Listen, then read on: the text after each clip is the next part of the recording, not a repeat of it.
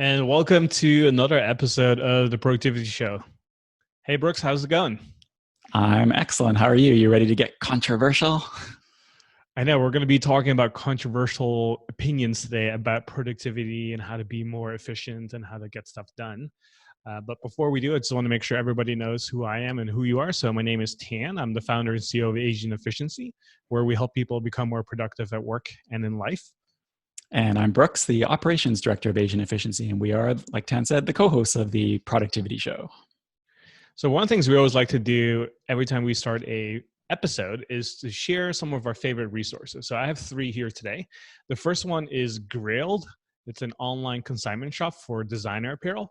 So if you love designer clothing, if you want to be more sustainable, if you care about that sort of stuff, then going to an online consignment shop, I think, is a great way to go when it comes to updating your wardrobe. So grailed.com. It's spelled Grailed. Grailed.com is a great resource for that. The second one is an app, both available on iOS and Android, called Dailyo.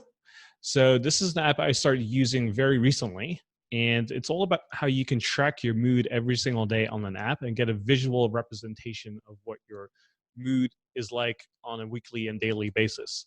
So this is something that I've been very interested in just trying to track how can I optimize my mood every day by just looking at things that I do on the daily basis and see what are some of the things that bring my mood up and what are some of the things that bring my mood down. So this is an app that I use to kind of track that. So Dailyo.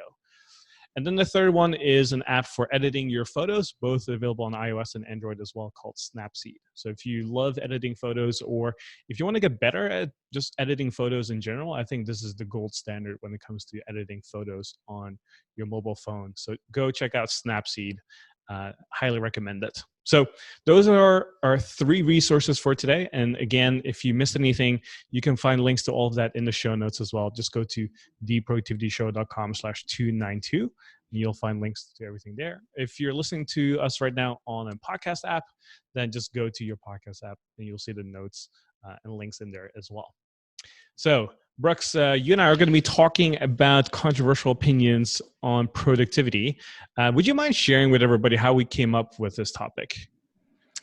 Right. Well, we were kind of thinking to ourselves, there's all this productivity advice out there, and you hear a lot of times, and this is especially true if you read a lot of productivity books, which we do, which is a lot of times it starts sounding the same. You start hearing the same things over and over again.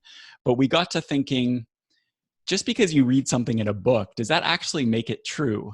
And sometimes we read things and then we think, yeah, that might work for some people, but we found that doing the opposite thing actually has a greater impact. So when we were kind of putting together ideas for an episode, we decided, hey, let's just bring it all together, talk about some of the things that we think that not everybody might think, and see where it goes. So yeah. Yeah, so whether you're new to productivity, then you're going to enjoy this episode a lot because it's going to help you save time and get the real answer of what is actually working, not necessarily what's popular. And if you've been studying productivity for a while, but you haven't really found your stride yet, maybe it might be the opposite of what is being told out there that you should be doing. So this could be the thing that kind of finally kicks you into gear and will actually work for you. So we're going to share four controversial opinions on productivity, and I'm using the word controversial just because I truly believe, or Brooks truly believes, that this is the way to go. And again, some people might not like these opinions. Some people might say, "Hey, that's actually not the way it should be." But this is something that we want to share from our own experience. So this is something that we've seen work really well for us and for lots of other people, and so we want to share those with you today. Okay, so if you do have a strong opinion about the things that we're sharing today, just email us at podcast@asianefficiency.com, and we would love to hear your thoughts on this as well. All right, so let's start with the first one, and this is my first take, as I like to call it. And my first take is that morning people are more productive than night owls. The people who wake up early, I'm talking 4 or 5, 6 a.m. in the morning, are more productive than people who stay up late and get their work done late at night. And there's a couple of reasons for this. One is when you wake up early, you have the most control of your day and your body. After a good night of sleep, after uh, waking up, let's say 4 or 5 in the morning, you'll see that most people are still asleep. So it's really calm. It's really relaxing in the morning. Two, you just finished waking up, so you have the most energy and focus around that time. And again, assuming you slept pretty well. If you combine those two, plus you know exactly what you need to do, even if it's just for an hour or so, 1 hour of focus time in the morning is more productive than any other hour in the day. And I think that's why when you have the most control of your day, which is usually in the morning, you can accomplish a lot of great things. And it kind of sets you up for success as well. And something we've always talked about is eating your frog, right? It's the whole idea of like doing the most important thing first thing in the morning. And this is kind of related to that. And another thought on this is that one of the things that I talk about as well is this concept called time arbitrage. And it's the idea that not every single hour of the day is of equal value. So we all know that we have the same 24 hours in a day. And that's true for you and that's true for me. But what I've discovered is that not every single hour of the day is of equal value. So to give you an example, I'm the least productive between 11 p.m. and midnight, right? I might be out somewhere socially. I might have a tequila or a mezcal. I love my whiskeys as well. And if I have any of that, I'm not productive whatsoever, right? Well, I'm also very tired towards the end of the day. And so that hour is not the same value to me compared to, say, 6 a.m. and 7 a.m. Because after I wake up, usually around 5:30 or 6, I have the most energy and focus and enthusiasm to actually get stuff done. And so even though it's the same hour, right, in terms of time units, the value that I can create out of those hours or that they're valuable to me or the value to me is not the same whatsoever. And so when you think about the 24-hour cycle, not every single hour is of equal value. And that's why I always think that the morning hours are the most valuable part of your day. Because again, you have the most control, assuming you slept pretty well, you have the most energy and focus. And so I inherently believe that morning people, for that reason, are more productive than night owls. So you're not just saying, you're actually like really drawing a line in the sand. You're not just saying, oh, it's more productive in the morning. You're actually saying like people who wake up early in the morning are literally more productive than night owls. Um, what about that stereotype of people who are working on a project or something, and they're waiting till their family goes to bed, and then they just go into total crunch mode. They grab some coffee, they grab some Mountain Dew or something like that, and just like crush it on a project that they're working on.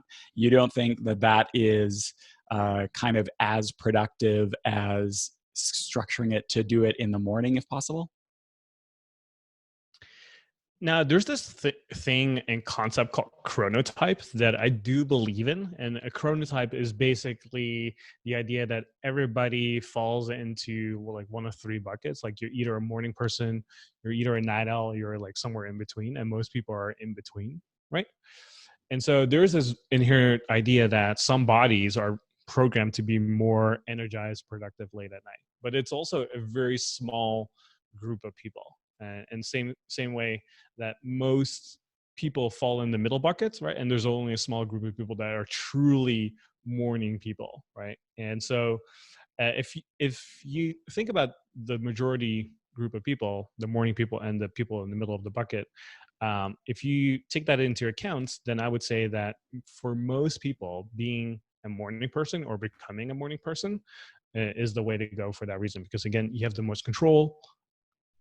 Uh, you have the most control in the morning when it comes to your day. And also, again, not every single hour of the day is of equal value for that reason, right? And so, yeah, I can talk about survivorship bias, right? Meaning, oh, this person, got stuff done late at night, so it must work for them, right? Which is a very simple cognitive bias that you see all the time.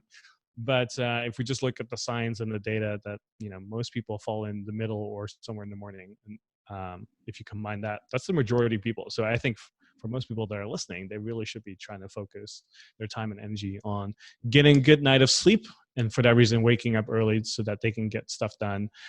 Because also it sets the tone for the rest of the day, right? If you get something really important done first thing in the morning, it kind of sets yourself up for success for the rest of the day. So for the time you go to work or need to get other stuff done, it's relatively easy because you got the hardest thing, most important thing done anyway. Yeah, and if you are somebody who traditionally has considered yourself a night owl, and you this sounds good, and you sound like, okay, well, even though I've always thought of myself a night owl, I want to at least try to do what Tan's talking about. Try this morning thing. We actually did a podcast a while ago called 8 Strategies for Waking Up Early and Becoming a Morning Person. So if you don't consider yourself a morning person, I personally am a morning person, but if you don't consider yourself one, check out TPS130, and we'll have a link to that in the show notes, where we take you through ways that you can actually turn yourself into a morning person, or at least somebody who can be productive in the morning. All right, Brooks, I'm curious to hear, what is your first take? All right, so my first take, as you say, is that I really believe that you should move all of your meetings to a single day, all the ones that you can move to a single day. Because if you think about all the meetings that you have during a week at work, and sometimes even in your personal life, but I'm usually talking about work.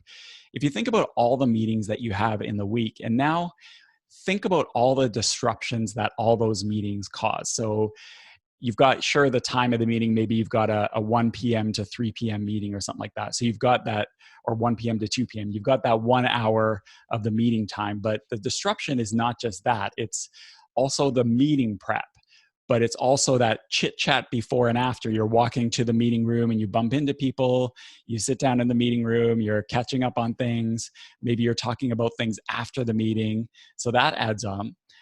But where meetings really cause a lot of disruption is by messing up the flow and the focus, and maybe you have something to do that day, but you don't want to start it because you know you have a meeting in half an hour. And so you've got all this stuff around meetings that is way more impact than just the actual time of the meeting itself. So one solution to this is called meeting day. So I actually first read about this concept in a book called Scaling Up by Vern Harnish, which I'll link to in the show notes. When I read about it, I thought it was crazy. I thought, oh, okay, well, sure, that's something that they say, but that would never work. That would never work here. And then Tan suggested it. And again, I thought it was kind of crazy. But, willing to give it a go. I figured, what's the risk? We can just move everything back if it doesn't work out. So what we did is we spent time figuring out what day would work the best. And what we wanted to do is, we had all these departmental meetings. We had our customer success meeting. We had our operations meeting. There was a finance meeting. There was a scrum meeting. So we had all these meetings throughout the week. And so what we did is we just looked at it. And we tried to figure out what is a day that would work for everybody. And you're never going to get 100% agreement on that one, especially if you're in a larger organization, obviously. Somebody's going to have to give something, and we found that as well. But what we ended up doing is we ended up choosing Wednesday, and I think it's about maybe a year and a half ago we did it, maybe even 2 years. We stacked all of our departmental meetings on a single day on Wednesday. So for me, my Wednesday would typically be, I would start meetings at 7:30 a.m. And it's not like I really wanted to start my meetings at 7:30 a.m.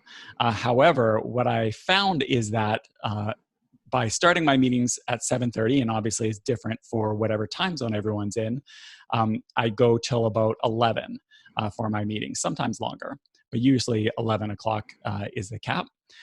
And by doing that, by consolidating all the meetings we have to a single day, what we found is we had, and I think everybody on the team would agree to this, is we get way more focus and deep work on the non-meeting days. So yeah, all of our meetings are clustered on the Wednesday, but for Monday, Tuesday, Thursday, Friday, we just have way more time for focus and deep work, and we can be way more productive than we were when we were always starting and stopping each day for these different meetings. We also found that we have better attendance in our meetings because everybody knows that the meetings are going to be in our case, on a Wednesday. It's less likely that people are going to take time off on those days because they know that it's meeting day, and we kind of discourage people when possible to not take that time off. So yeah, we've found that moving everything to one single day on meeting day has been a huge help. And anytime we've ever talked about this externally, I think people have thought we're a little crazy. So that's why I consider this a controversial topic. But I say, if you can, give it a go, and I think you'll find what we've found.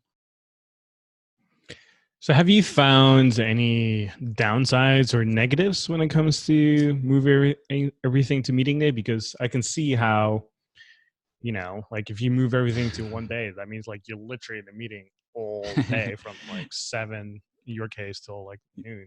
Yeah. The downsides of it are what you might think. So your productivity is generally going to be pretty compromised on meeting day. So if you are meeting, for me, I start early because I'm on Pacific time, and the rest of the team is not. However, if you are more in the center of North America, then obviously it would be a bit more of a normal time for you. So if you're in meetings all day on that day, you kind of have to accept that you're not going to get a huge amount of deep work done on that day. So when you're planning out your week, when you're structuring the work you're going to do throughout the week, you kind of have to understand that that meeting day is not going to be a super productive day outside of the meetings. So that's number one. And then number two, I guess a downside would be if somebody does miss meeting day, then that could have an impact. So if you have a decision maker or something that is not there on the Wednesday, then it makes it a little more difficult because you don't have their input for multiple meetings at once. They're not just missing one operations meeting. They're missing like 5 meetings or 4 meetings or whatever. So that is an impact again. But I think at least for us, the pros have really outweighed the cons. So what about people who are listening to this episode, Brooks? They might say, well, that sounds great, and maybe I do agree with that, or I like that idea, but I'm not in a position to do anything about that. I'm not a manager. I'm not a leader. I can't change the meetings. What do I do then? I think there is a few things you can do, or at least you can try to do. Again, like you said, if you don't have the authority to change it, then there's only so much you can do. But one thing you can do is suggest it and champion it.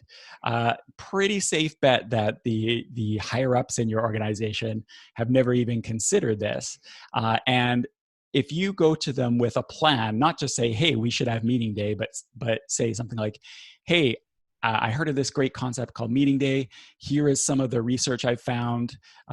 Check out we did a podcast, TPS195, called 6 Tips for Running More Effective Meetings, where we talked about this concept in more detail. So check that out. Check out the Scaling Up book. Get some research on the benefits of this, and also maybe put together a sample plan. Like, this is a suggestion I have for how we could really optimize our meetings. Even if it doesn't end up happening, I guarantee that your superiors and the decision makers will appreciate you thinking kind of outside the box and coming up with solution or suggestions that will help productivity. So number one is to suggest and champion. Number two, and this really depends on your role and the amount of responsibility and influence that you have, but maybe you can do things like kind of carve out your own meeting day, in the sense that maybe on Tuesdays and Thursdays, you have meetings that really, if you're really honest to yourself, you don't really need to be at. So maybe you can see if you are able to get out of a lot of meetings outside of as many meetings throughout the week that you can get out of. Sometimes you can, sometimes you can't. But you may be surprised how many meetings you can get out of, or have the ability to maybe send a surrogate. So if you're a supervisor, maybe you can send a member of your team, empower them. There's always things, or not always, but there's often things that you can do if you really think about it, to consolidate and and eliminate the amount of meetings that you have to go to. And maybe you could move some of those meetings that you don't attend on a Thursday, let's say. Maybe you could have a recap on a meeting day with one of your team to kind of get up to speed. So those are just a few suggestions of things you can do if you're not actually have the ability to influence when meetings actually happen. All right, so that is our second take here of today, and that is moving all your meetings to a single day. And I know I was playing devil's advocate there, but I completely agree. Ever since we moved it to Wednesday, which is our day, I've just noticed much more productivity on other days, including myself and other team members as well. And the reason we picked Wednesday is because if you pick it on a Monday or a Friday, I like the idea of Friday because it's kind of like end of the week. You know, we're usually lower energy and that kind of stuff. But a lot of times people will go away on Fridays because they'll take an extended weekend. And so you'll have more people missing meetings that way, and it creates a lot of extra additional work when you do miss those meetings, which is one of the downsides, like we mentioned. And so if you pick it dead smack in the middle, Wednesday, typically people don't take a Wednesday off. So that's a great day to pick. And that's one of the reasons why we picked it. So again, give it a shot. And if you don't have the position or authority to do so, champion it. And I will almost guarantee you that you'll see much more productivity gains than anything else. So again, that is our second take. Move all your meetings to a single day. All right, let's move on to our third one, and that is mine. And that is having money will make you more agent efficient. Okay. And this is a take that I have because our culture, our industry is very much DIY, doing it yourself. You can do everything yourself, right? You can build your own rituals. You can build your own workout program. You can habit stack. You can do everything you want when it comes to productivity yourself. And a lot of people kind of shy away from the idea of like, what if you use other resources such as money to help you become more productive or make yourself more productive? Because I do see money as a force multiplier. It's essentially a resource that you can use to make yourself more productive or get the results you want faster, right? It can literally accelerate whatever you want, and which is one of the reasons I like to call it a force multiplier. Money to me is a force multiplier. Whatever you want, money can help you get there faster or get what you want faster, right? So to give you an example, with money, you can hire people or labor to get things done for you, right? So for example, you see this happening every single day when you're running a business. You can do everything yourself, right? Being an entrepreneur or a business owner, or the alternative is you can use money that you generate from your business and reinvest that in hiring people so that you can have additional people helping you out do the things that need to be done, right? And that's essentially how agent efficiency got built, and millions of other businesses all over the world. One person had an idea, did everything in the beginning, right? And then reinvested the money and revenue that got generated to then hire people, right? So that's one example. Another example is you can hire an executive assistant so that person can help you do stuff, right? So that you can focus on what matters and brings in the most value to your customer or the people that pay you, versus again doing everything yourself, right? So if you have some money that you can afford to spend, hiring somebody like an executive assistant can help you with that.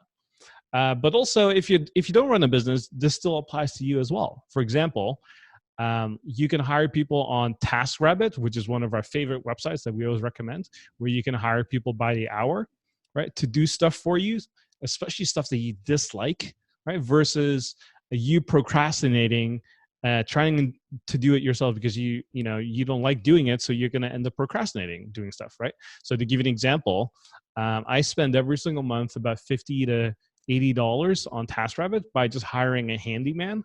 And that person will literally come to my home. And oftentimes I don't know what needs to be done ahead of time. But when that person shows up, he will just fix stuff around, fix stuff in my bathroom, in my kitchen, straighten out, paintings and artwork and stuff that I know I should be doing, right? But I just don't like doing, right? And I remember, Brooks, you had an example the other day, like you had like a closet or something, or what was the example that you gave? Yeah, it's my my office, had some IKEA stuff to put together, and I procrastinated forever because I knew that there would just be a bunch of stuff to around putting it together, and so I was kind of procrastinating. But then I decided, even though I'm very capable of putting together IKEA furniture, I've done it dozens and dozens of times. I hired a TaskRabbit person. That was my first time, actually. They came in, they put together the bookshelf in my office. I was working upstairs, so I was earning income. I was getting being productive while he was putting together my bookshelf, and now I have an awesome wall-to-wall bookshelf in my office that I would probably still be sitting here in the boxes if it was up to me to do. Exactly. So if you're somebody who buys a lot of like furniture or IKEA stuff and you just hate putting it together, that's a really great example of how you can hire somebody to do that for you. And the good thing is, oftentimes those kinds of people actually like doing that sort of stuff and they get paid for it, right? And so it's kind of like a win-win situation for everybody, right? And another example of my personal life is I'm pretty regimented and I'm pretty consistent when it comes to going to the gym, but I hate, and well, hate is a strong word, but I really don't like figuring out my workout program, right? Going to bodybuilding.com or any sort of like workout fad that's out there and then just trying to figure out what needs to be done. I can just hire a personal trainer and that personal trainer will figure it out for me, right? So I can get the results that I want faster when I can quote unquote use money to get the results that I want. And so hiring people or having labor to help you is an example of that. But you can also use money in different resources in different ways. For example, you can use services or pay for services to make your life easier. Right? So to give you an example, we've talked a lot about meal delivery versus cooking yourself. Yes, you can cook all the food yourself and you can go to the grocery store, pick your own bananas and avocados and whatnot, or you can use a meal delivery and they just deliver meals to your door. Or same thing with groceries, instead of you going yourself, you can have a grocery delivery service such as Instacart or even Whole Foods that now partners with Amazon. Have them do it for you, and if they do a good job, then why would you do it yourself, right? And if you are really particular about your avocados and your bananas and if they have to be a certain color, get really good at delegating and adding a description that says like, hey, this is how I want my bananas to be and feel like, so that when they pick it for you, they do a good job of that. And I will say it's not 100% of the time it's always the right thing or how you want it, but 90% of the time it is. And to me, that time savings 90% of the time is worth more than the maybe 10% it's not. So again, you can use money to pay for services that make your life easier, more efficient, and so on, right? And as we always like to say, happy people are productive people. So if you can use your money to be more happy or become happier, um, why not, right? So for example, one of the things that makes me happy is getting a massage every month, sometimes even twice a month. And the happier I am, the more productive I am, the more excited I am about life and tackling projects and whatever's on my to-do list, right? And so reinvesting that is a great thing to do. Or if you're somebody who likes to go on vacation or trips, setting aside money to do that consistently. If that makes you really happy and excited about stuff, then why not, right? Same thing with access. If you can use money to buy access to something, to a person or something that you want, versus doing it yourself, that's another great way to invest money. So, to give an example, let's say you want to meet a specific person, you could try to network your way to that person, right, by finding the gatekeeper or somebody close to them and network with them, and then over time get to meet this person. Or you can buy a $500 ticket to an event that they host and then meet him or her at the events and then have face-to-face meetings that way, right? So again, you're using money that way strategically as well. Another example is, let's say you're sick, right? Or you have a specific health concern, right? Yes, you can go to google.com and read WebMD or other websites and figure out, what you need to do.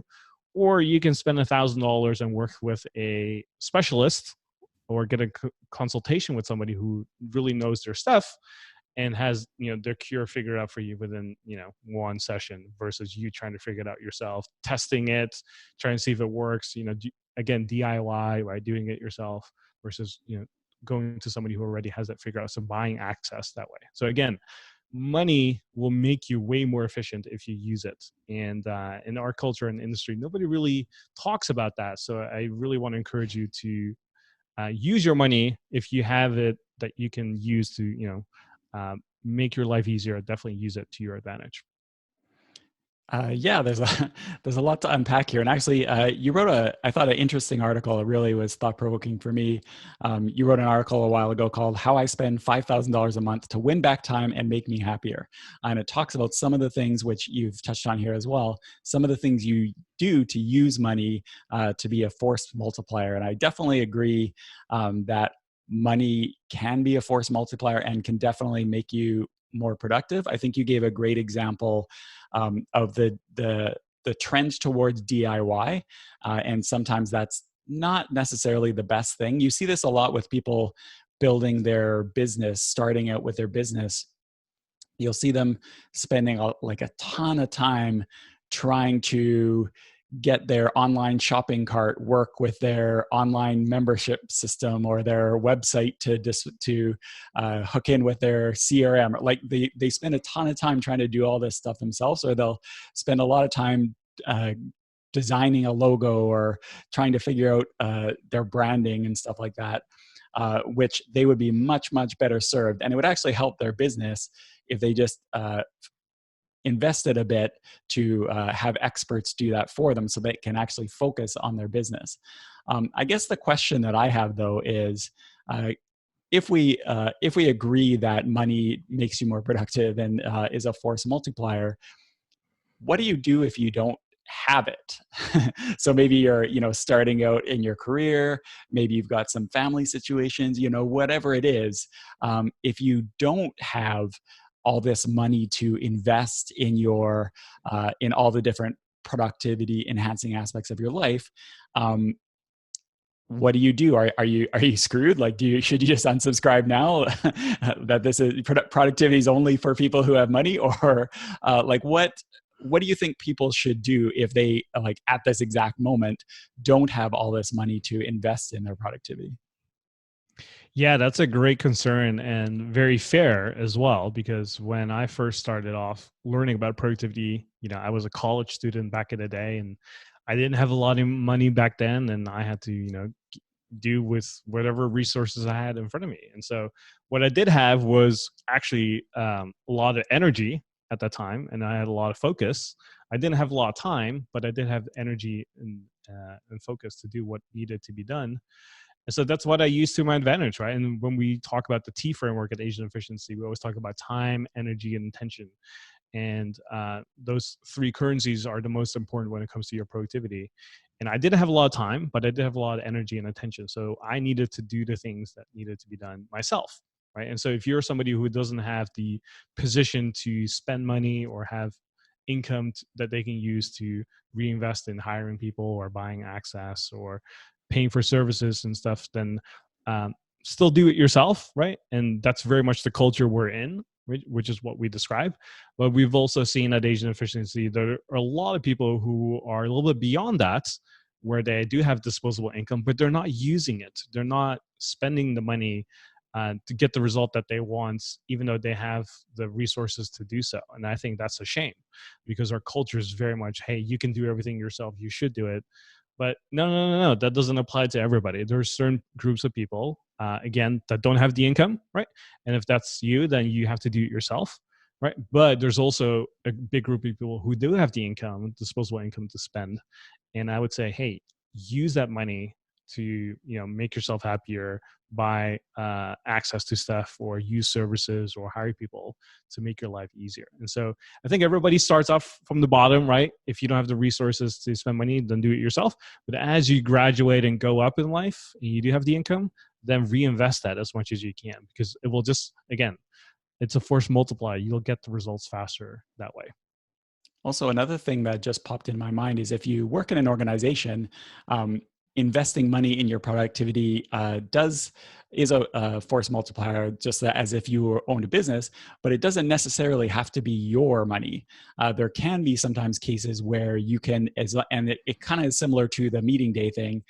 anything in an organization is all about making the case and showing the benefit to the company. So I have heard of companies that will actually invest in an executive assistant, a virtual assistant, for some of their people that where productivity is a really important part, because it helps free them up to actually focus on the things that make the company money. So if you're in a role where that might apply to you, you may be able to make the case to, for example, let's say you're somebody who has a lot of grunt work working with, I don't know, Excel spreadsheet or something like that. Maybe you might be able to get somebody to a virtual assistant to help you do that type of work so that you can focus on the more higher value work. It's not always possible. It depends on your role and your organization. But a lot of times we think our default position on this stuff is, oh, that's not possible in my company. Where if you give it some thought and really think about how you can make the case and how you can sell the benefits, you may be surprised at what you are able to convince your bosses to pay for, especially if it's under a certain threshold that they have signing authority for. And again, if this point really resonates with you, then I highly recommend you check out the blog post where I talk about and break down how I spent $5,000 a month to win back time and make me happier. And not to give away everything there, but I'm actually not spending $5,000 a month. So I just want to make sure as you're listening to this that I'm not that rich or wealthy. But it's a thought exercise that we actually go over together as you read that blog post. So again, we'll link to it in the show notes as well. But it will really help you clarify and open up your eyes in terms of what you can do to free up time, energy, and resources if you did have the money to do stuff. So again, so that is our third take of today, is having money will make you more agent efficient. Okay. So let's move on to the fourth and final one here. And Brooks, I really like this one, and I'm going to give you the floor, but I know we're going to rile some people here, and some people are going to be like, yes, I get it now. Like, this is why this doesn't work for me. So let's take it away. All right. Well, I'm glad you said that. I'm glad you said that you really like it, because I was thinking after I say what I'm about to say, I thought, oh, maybe I won't even be the host of the productivity show anymore. But I really believe that you don't have to do your most important task first. Everybody says that that's something you should do. You may have heard us, and we talk about this a lot. We recommend this a lot, this concept of eating your frog. Pretty much everything you read recommends it. If you're not familiar with that term, eating your frog, it comes from, well, originally it came from a Mark Twain quote, but really originated from a book called Brian Tracy called Eat That Frog, and we'll link to that in the show notes. We have an article that takes you through it as well. Also, we'll link it in the show notes. But the general concept, and we touched on this when we talked about how morning people are more productive than night people, that you should do your most important task first thing in the morning. Because generally the things that are the most difficult, the most critical, the most important are the ones that you're most likely to procrastinate about. Like maybe you'll go through your email instead of starting on that. And the idea is you get those out of the way first, and then the rest of your day and the tasks throughout the rest of your day and week will just kind of like fall down like dominoes because you've gotten rid of that procrastination. So that's kind of conventional wisdom when it comes to productivity. Pretty much everyone recommends this. And I do think that it's super, super solid productivity advice. And for many, if not most people, it probably is the right advice. However, if it's not working for you, or you don't think that it's going to work in your particular life circumstance, don't be afraid to switch it up and not follow this conventional wisdom that you have to do your big, important task first.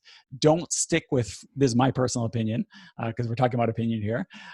Don't stick with frog eating just because it's something you think you should do, or you hear about it on a podcast, or you see this really smart person talking about it or reading a book about it. Don't stick with that just because you think it's something you should do, and don't feel like you're doing something wrong if you've tried it and it doesn't work for you. Yeah, this is something I've seen all the time, all over agentefficiency.com and our blog comments and the customer support emails that we get from people.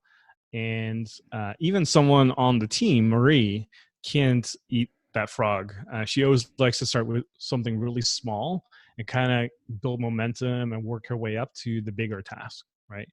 And so, if eating your frog or doing the most important thing first in the morning doesn't work for you, um, don't be afraid to switch it up, like Brooke said. And I do say that I think this is the thing that everybody should be doing, ideally.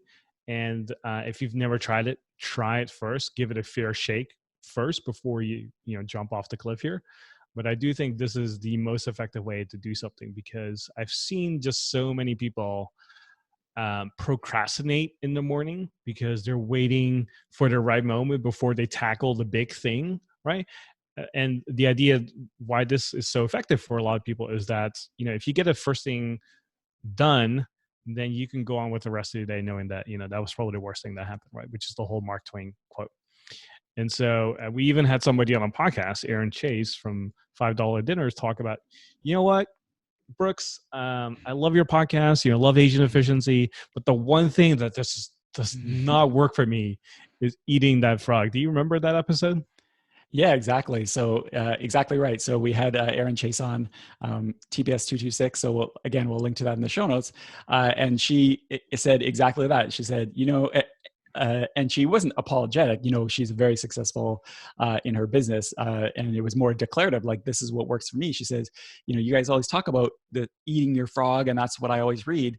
But she says it just doesn't work for me. She's tried it because, like you said, and we always recommend it. We think it is the best thing for most people. If you're having procrastination problems, you definitely want to give that a try. And she says she's tried it multiple times because you keep hearing that that's what you should do, but it didn't work for her. And for her, what she found is that she finds that she just can't focus on her most important task if she knows that there are kind of unknowns lurking out there in her email inbox, or from her team, or these small but urgent things to do. She can't focus on her most important task if she knows those are out there. So what she did, and this has been successful for her, and we talk about how she structures her day and her week in that episode. She doesn't let those things distract her. Instead, what she does is she finds out what's out there, what's in her email inbox, what's in her Slack, or whatever it is that they use for internal communications, and then goes through, captures whatever it is to what she uses for tasks, maybe takes care of a few kind of initial things, and then starts on her frog, because she knows that there aren't any of those explosions lurking out there. So she uses time blocking to structure her day so that she has certain times that she knows she's going to be working on her important task, and then that way, that's how she avoids letting the little things distract her, because she has her time blocked. And she is one of the most productive people I know. I'd actually love to have her back on the show. So I definitely recommend checking out TPS226. If you are somebody that you found that this frog eating or most important task thing doesn't work for you, definitely check out that episode.